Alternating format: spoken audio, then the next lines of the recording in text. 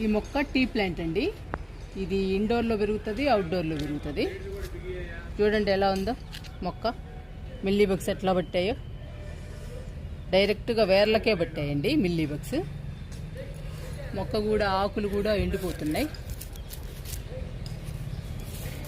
మొక్క పాడైపోయిందండి బాగా. ఇప్పుడు ఈ మొక్కని కట్ చేసి మనం మళ్ళీ నాటుకుందాము.